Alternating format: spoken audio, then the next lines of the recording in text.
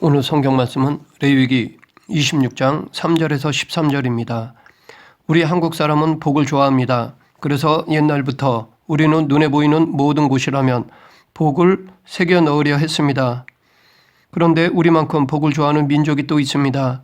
바로 성경에 나오는 이스라엘 민족입니다. 그들이 생각하는 복의 개념이 우리와는 좀 다른 면이 있지만 그들도 복을 좋아합니다.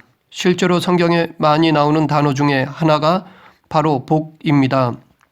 이들은 하나님을 만복의 근원으로 믿고 기도하고 찬송합니다. 마태복음에 보면 예수님도 산상설교를 팔복으로 시작하셨고 이런 참된 복을 구할 것을 강조하셨습니다. 우리가 믿는 하나님은 복의 근원이 되십니다. 그래서 만복의 근원이라고 부르고 유일한 참복의 통로이십니다. 이것을 깨닫고 고백하며 살던 사람이 다윗이었습니다. 그는 시편 16편 2절에서 내가 여호와께 아뢰되 주는 나의 주님이시오니 주밖에는 나의 복이 없다 하였나이다 라고 찬양하였습니다. 이 고백처럼 하나님은 우리의 주님이시며 하나님 외에 다른 복이 없습니다. 우리도 이것을 깨닫고 다윗처럼 고백하며 살아야 합니다. 그리고 현실에서 그 복을 누리며 만끽해야 합니다. 실제로 우리의 삶을 뒤돌아보면 지금까지 살아오면서 하나님께 받은 복을 찾아볼 수 있습니다. 그런데 많은 복들 중에 당시에는 미처 깨닫지 못했던 것도 있었는데 오랜 시간이 지나서야 알게 되는 경우도 있습니다. 그만큼 하나님께서 주신 복은 헤아릴 수 없을 정도로 많습니다. 또한 앞으로 하나님께서 우리를 위해 예비해 두신 받을 복들이 있습니다. 이 시간 오늘 본문을 통해 지금까지 우리가 하나님께 받은 복들과 앞으로 하나님께 받을 복들에 대해 살펴보겠습니다. 본문은 레위기의 마지막 부분입니다. 레위기는 출애굽한 이스라엘 백성들이 시내산에 머물 때 모세를 통해 주신 하나님의 말씀입니다. 레위기에서 가장 중요하게 강조한 것은 한마디로 거룩이라 할 수 있습니다. 하나님은 이스라엘 백성들에게 당신을 믿는 자녀로서 거룩하고 성결하게 살 것을 제사와 예식과 정결한 것과 부정한 것들에 대한 규례를 통해 말씀하셨습니다. 그리고 본문에 와서는 순종에 대한 복을 선포하셨습니다. 이 말씀은 신명기에서도 나오고 있습니다. 여기서 말씀하시는 복을 두 가지로 구분하면 하나는 그들이 이미 받은 복이고 다른 하나는 그들이 앞으로 받을 복입니다. 이스라엘 백성들이 이미 받은 복에 대해서는 오늘 본문 11절부터 13절에 나오고 앞으로 받을 복에 대해서는 4절부터 10절에 나오고 있습니다. 먼저 이스라엘 백성들이 받은 복에 대해 알아보면 첫째는 성막입니다. 11절에서 이것을 잘 말해주고 있는데 내가 내 성막을 너희 중에 세우리니 내 마음이 너희를 싫어하지 아니할 것이며 하나님은 모세에게 성막을 만들 것을 명하셨습니다. 그뿐 아니라 그 성막의 구조와 내부의 자세한 설계까지 말씀하셨습니다. 이 성막에 대해서는 출애굽기에 자세히 나오고 있습니다. 모세는 하나님의 명령에 따라 성막을 지었습니다. 그리고 그 성막에서 거룩한 제사를 드렸습니다. 이 성막은 광야 40년 동안 그들의 삶의 중심이 되었습니다. 이 성막은 가나안 땅에 들어간 이후에도 계속 있었는데 가나안 땅에서의 성막은 기존과는 약간의 변형을 가져왔습니다. 그런데 이 성막이 솔로몬 시대에 와서는 성전으로 완성되었습니다. 그 성전이 신약 시대까지 이어지고 오늘날 교회의 기원이 되었습니다. 그래서 어떤 이는 모세 시대 때의 성막이 지금의 교회의 모체로 보기도 합니다. 하나님이 거하시고 하나님이 우리를 만나주시고 하나님이 영광을 받으시는 곳, 그곳이 바로 성막, 성전, 교회입니다. 이 성막이 하나님께서 이스라엘 백성들에게 주신 복입니다. 또한 우리에게 주신 복입니다. 둘째는 백성입니다. 12절에서 하나님은 나는 너희 중에 행하여 너희의 하나님이 되고 너희는 내 백성이 될 것이니라 라고 말씀하셨습니다. 여기에서 비록 미래형으로 말씀하고 계시지만 그들은 출애굽 사건을 통해 이미 하나님의 백성임을 확인했습니다. 그렇기 때문에 이스라엘 민족은 하나님의 백성이라는 복을 받은 것이나 마찬가지라 할 수 있습니다. 그럼에도 불구하고 하나님께서 미래형으로 말씀하신 것은 이 글을 읽는 그들의 후손들이나 지금 우리들에게도 이 약속이 해당되는 것이기에 미래형으로 말씀하신 것입니다. 하지만 이미 그들은 이 복을 받았습니다. 시내산에서 하나님과의 언약을 통해 이들은 하나님의 백성이 되었음을 인쳤습니다. 하나님의 백성이 되었다는 것은 곧 하나님을 왕으로 모신다는 것을 의미합니다. 하나님이 다스리시고 통치하시는 그의 나라의 백성이 된 것입니다. 우리는 세상 나라에만 속한 것이 아니라 하나님의 나라에도 속한 사람들입니다. 이 둘 중에 더 근본적인 소속은 하나님 나라입니다. 그리고 하나님 나라의 백성이 되었다라는 말에는 구원을 받았다라는 의미가 담겨 있습니다. 하나님은 그들이 애굽에서 고통 중에 부르짖는 소리를 들으시고 긍휼히 여기셨습니다. 그리고 그들을 출애굽시켰습니다. 이 사건은 애굽의 노예에서 구원을 의미합니다. 이 구원이 애굽에서의 그들이 받은 복입니다. 우리도 또한 예수 그리스도를 믿음으로 말미암아 죄의 종에서 구원을 받았다고 할 수 있습니다. 우리도 이 구원을 이미 받은 복이라 할 수 있습니다. 셋째, 인도입니다. 13절에서 이것에 대해 나는 너희를 애굽 땅에서 인도해 내어 그들에게 종된 것을 면하게 한 너희의 하나님 여호와이니라. 내가 너희의 멍에의 빗장을 부수고 너희를 바로 서서 걷게 하였느니라 라고 말씀하셨습니다. 하나님은 이스라엘 백성들을 출애굽시키시고 시내산까지 인도하셨습니다. 여기까지 구름 기둥과 불 기둥으로 인도하셨고 반석에서 물을, 하늘에서 만나를 내려 주시며 인도하셨습니다. 여러 대적자들을 물리쳐 지켜주시고 인도해 주셨습니다. 이것이 그들이 받은 복입니다. 하나님은 과거 이스라엘을 인도하셨듯이 지금 우리도 여기까지 인도하셨습니다. 하나님은 우리를 자녀 삼으시고 우리를 인도하셨습니다. 과거의 이스라엘 백성들을 구름 기둥과 불 기둥으로 인도하셨듯이 지금은 말씀으로 우리를 인도하셨습니다. 물론 지금 여기까지 인도하셨고 앞으로도 인도해 주십니다. 나의 갈 길 다가도록 저 천국까지 인도하십니다. 그런데 우리 중에는 과거 불기둥과 구름 기둥과 같은 희귀한 현상을 보면 믿음이 좋을 것이라고 생각하는데 그렇지 않습니다. 혹은 지금 우리들에게 성경이 있어 과거 어느 누구보다 하나님에 대해 더 많이 알고 있습니다. 그렇다고 믿음이 좋은 것이 아닙니다. 여기서 알 수 있는 것은 기적을 체험했다고 성경 지식이 많다고 믿음이 좋은 것이 아니라는 것입니다. 다음으로 이스라엘 백성들이 앞으로 받을 복에 대해 알아보면 첫째는 열매입니다. 본문 4절과 5절입니다. 내가 너희에게 철 따라 비를 주리니 땅은 그 선물을 내고 밭의 나무는 열매를 맺으리라. 너희의 타적은 포도 딸 때까지 미치며 너희의 포도 따는 것은 파종할 때까지 미치리니 너희가 음식을 배불리 먹고 너희의 땅에 안전하게 거주하리라. 4절에서 이스라엘 백성들이 하나님의 말씀에 순종하면 계절에 따라 때에 알맞게 적절한 비를 내리게 하여 땅으로 그 산물을 내게 하고 밭의 수목으로 열매를 맺게 하겠다고 약속하셨습니다. 또한 5절에서는 타작이 포도 딸 때까지 미치며 포도 따는 것은 파종할 때까지 계속될 것이라고 약속하셨습니다. 이스라엘에서는 10월경에 보리나 밀을 파종하여 3월경에 수확하고 포도는 7월에 수확합니다. 그렇기 때문에 여기 타작이 포도 딸 때까지 계속되고 포도 수확이 곡물 파종기까지 계속될 것이라는 말씀은 1년 내내 대풍을 주시겠다는 것입니다. 여기서 알 수 있듯이 하나님의 말씀에 순종하는 자들이 누릴 복은 대단합니다. 하나님의 은혜는 인간의 상식을 뛰어넘습니다. 그 증거로 이삭이 블레셋 땅에 거할 때 흉년 가운데서도 한 해의 농사에 100배의 결실을 거둔 것을 볼 수 있습니다. 블레셋 사람들은 대대로 농사짓는 사람들이었고 이삭은 농부가 아니라 목자였습니다. 그렇기 때문에 이것은 하나님이 주신 복이 아니고서는 도저히 불가능한 것이었습니다. 그 하나님은 예나 지금이나 동일하십니다. 그러하기에 오늘날 우리도 하나님의 말씀에 순종하기만 하면 하나님의 은혜를 누릴 수 있습니다. 우리는 때를 따라서 도와주시고 은혜를 풍성하게 베푸시는 하나님을 믿고 끝까지 하나님의 말씀에 순종하는 삶을 살아야 할 것입니다. 하나님은 앞으로 주실 복으로 열매를 강조하셨는데 이 약속은 이스라엘 백성들에게는 뼈에 사무치도록 난 감동의 말씀이라 할 수 있습니다. 왜냐하면 이 하나님의 약속을 받을 때 그들은 광야, 삭막한 땅에 있었습니다. 농사도 짓지 못하고 어떤 수확도 기대할 수 없는 곳에 머물고 있었습니다.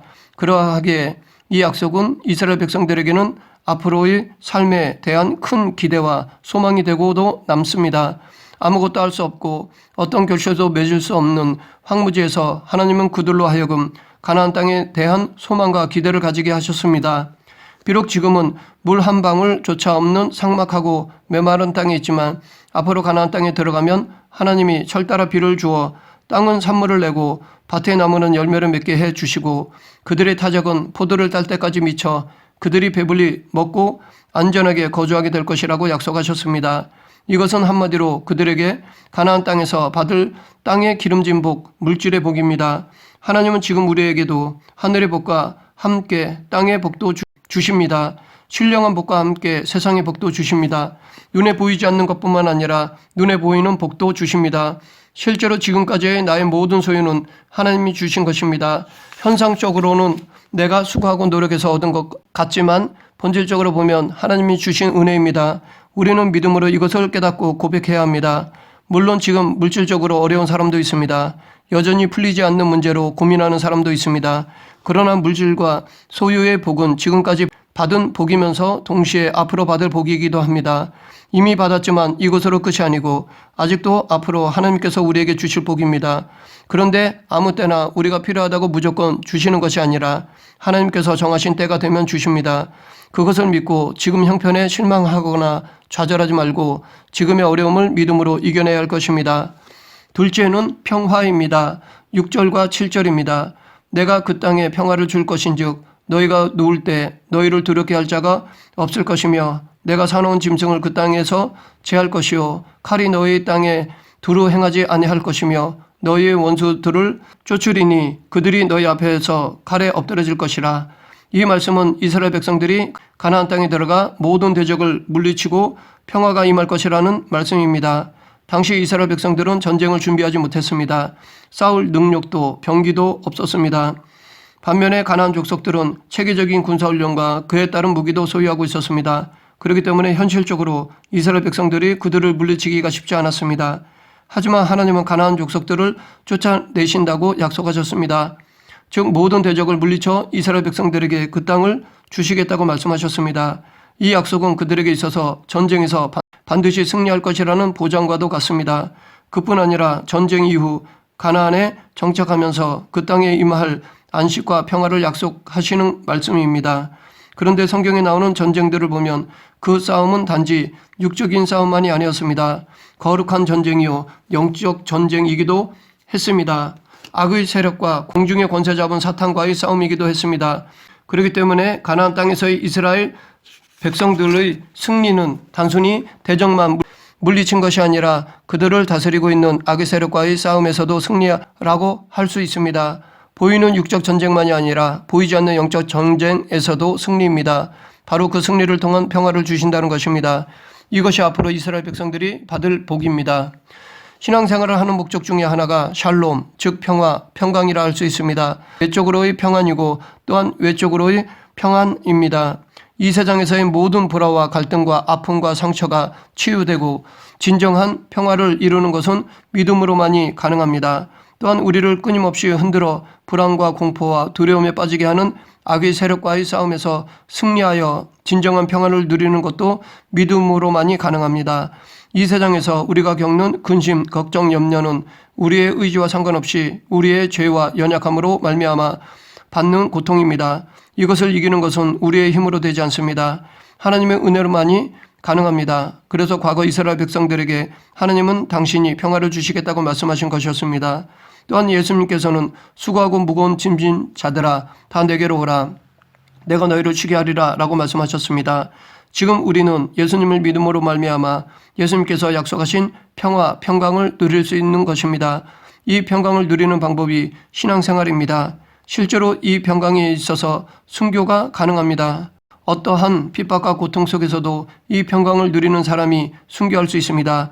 물론 일시적인 정의감으로 죽을 수도 있습니다. 이런 사람들을 열사라고 하는데 우리는 이런 차원이 아니라 순교는 이것과는 차원이 다릅니다.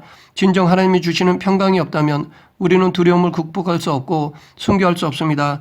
여기서 한 가지 오해하지 말아야 할 것이 있는데 하나님이 주시는 평강은 세상적인 형통과 관계가 없다는 것입니다. 일이 잘 되어 마음이 평안한 것은 세상적인 것이지만 하나님이 주시는 평강은 세상의 조건과 상관이 없습니다. 우리의 상황이나 형편이 어떻든지 간에 믿음으로 누리는 것입니다. 그런데 여기서 우리가 주의 깊게 보아야 할 것이 있습니다. 그것은 하나님께서 친히 내가 라는 말씀을 2번씩이나 반복하셨다는 것입니다. 이스라엘 백성들에게 평화를 주시되 당신께서 직접 주신다는 것입니다. 이것은 하나님께서 모든 평화의 근원이시라는 것을 의미합니다. 즉 이 세상에서 존재하는 그 어떠한 험한 요소들로부터 우리를 안전하게 지켜주시고 보호해 주실 분은 오직 하나님 한 분밖에는 없다는 것을 의미합니다. 그도 그럴 것이 하나님만이 모든 만물의 주인이 되시며 만왕의 왕이시며 전쟁을 주관하시고 모든 인생과 사건들을 간섭하시고 모든 사건들을 섭리하시는 분이기 때문입니다. 사실 성경을 보면 인생들이 평화를 누리거나 아니면 어떤 위협적인 어려움을 당한 모든 것들이 철저히 하나님의 주권적인 역사에 의해 이루어졌던 것임을 우리는 볼 수 있습니다. 바로 이런 이유에서 땅은 하나님의 발등상인 것이며 땅에 있는 인생들이 평화를 누리기 위해서는 하나님을 의지하고 그분 안에 거해야만 하는 것입니다. 하나님을 우리의 왕이요 주권자로 인정하고 그분의 뜻에 순종해야만 하는 것입니다. 그럴 때 모든 인생들의 생사화복을 주관하시는 하나님께서 우리에게 평화를 주십니다. 셋째는 번성, 창대입니다. 9절입니다. 내가 너희를 돌보아 너희를 번성하게 하고 너희를 창대하게 할 것이며 내가 너희와 함께한 내 언약을 이행하리라. 하나님이 앞으로 들어갈 가나안 땅에서 이스라엘 백성들을 돌보아 주셔서 그들이 번성하고 창대하게 될 것을 선포하셨습니다.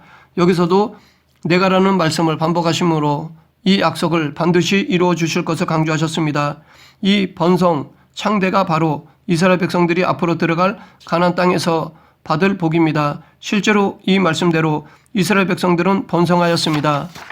민족적으로 번성하고 그들이 사는 지경도 넓어지고 후손들이 창대해졌습니다. 그 증거로 여호수아 시대에 가나안 땅에 정착한 이후 다윗 시대를 절정으로 이스라엘 백성들은 놀라운 번성을 이어갔습니다. 그래서 마침내 솔로몬 때는 세계와 열방 앞에 우뚝 서게 되었습니다. 이런 번성과 창대가 광야에 있는 이스라엘 백성들에게 주어질 복이었습니다. 이것은 지금 우리에게도 마찬가지입니다. 우리의 삶도 하나님의 은혜가 임하면 번성하고 창대해집니다. 비록 지금은 악하고 부족하고 힘들고 어렵다 하더라도 하나님이 함께 하시면 번성하고 창대하게 됩니다. 개인뿐 아니라 교회 공동체도 마찬가지입니다. 순종하는 자에게는 세월이 갈수록 당대와 후대에 번성케 하시는 복이 임합니다. 우리는 이 말씀을 굳게 믿고 소망 가운데 살아야 합니다. 9절을 보면 하나님께서는 당신의 말씀에 순종하는 자들을 위해 언약을 이행하셔서 그들을 번성케 하고 창대케 하시겠다고 말씀하셨습니다. 그리고 이 약속의 구체적인 신뢰로 10절에서 그 내용을 말씀하고 계십니다. 즉 묵은 양식이 떨어지기도 전에 새로운 양식을 풍성하게 주셔서 먹던 묵은 양식을 치우게 되는 복을 주시겠다는 것입니다. 강우량도 많지 않고 토양조차 척박한 가나안의 지리적 조건을 감안할 때 이 약속은 놀라운 복이 아닐 수 없습니다. 이것은 환경과 조건이 어떻든지 간에 순종하는 자는 하나님으로부터 창대케 되는 복을 받는다는 것을 우리에게 가르쳐 줍니다. 우리의 순종이 하나님의 복을 받는 통로가 됩니다. 물론 복의 주체는 하나님이시며 하나님의 주권에 달려 있습니다. 그리고 하나님의 복은 어느 누구라도 다 받을 수 있도록 문이 활짝 열려져 있습니다. 하지만 그 복이 한 개인에게 주어지는 데 있어서 우리 편에서 보면 오직 하나님께 대한 순종을 통해서만이 가능한 것입니다. 우리가 하나님의 말씀에 순종할 때 하나님께서는 우리에 대한 당신의 언약을 기억하시고 우리에게 복을 주십니다. 그런데 하나님이 주시는 복은 세상의 조건이나 환경에 얽매이지 않습니다. 환경이 좋은 사람이건 환경이 좋지 않은 사람이건 그 환경이 하나님의 복을 받는 데 있어서는 전혀 상관이 없습니다. 왜냐하면 하나님의 복은 우리의 환경과 조건에 얽매이지 않고 오직 하나님 당신의 절대적인 주권으로 주시는 것이기 때문입니다. 그러므로 우리는 우리의 주변 환경을 바라보며 남을 탓하거나 자신의 처지를 불평하기보다는 오직 주님만 바라보고 의지해야 할 것입니다.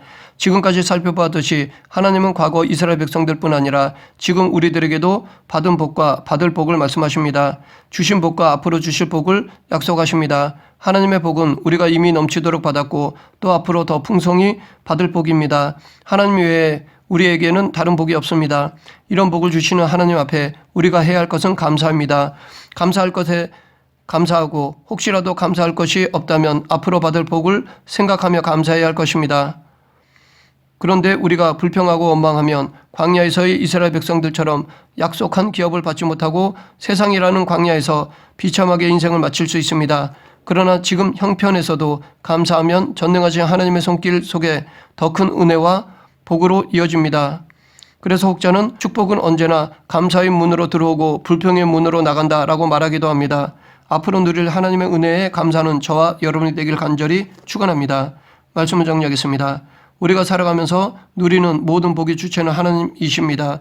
지금까지 누렸던 모든 복뿐 아니라 앞으로 우리가 누릴 모든 복도 모두 하나님께로부터 옵니다. 그런데 그 복은 순종을 통해 우리가 누릴 수 있습니다. 하나님께 순종할 때 하나님의 은혜가 임합니다. 물론 기계적으로 임하는 것이 아니라 하나님께서 은혜를 베풀어 주시는 것입니다. 우리는 순종함으로 하나님께서 예배해 두신 복을 누려야 할 것입니다. 우리 모두 하나님께서 예배해 두신 복을 순종함으로 누리는 성도가 되길 간절히 축원합니다. 기도하겠습니다. 만복의 주관자이신 하나님 아버지, 이 시간 삶을 뒤돌아보며 베풀어 주신 은혜와 복에 대해 감사하는 시간이 되게 하시고 순종함으로 하나님께서 예배 두신 더 풍성한 은혜와 복을 누리는 그리스도인이 되게 하여 주시옵소서. 예수님 이름으로 기도드립니다. 아멘.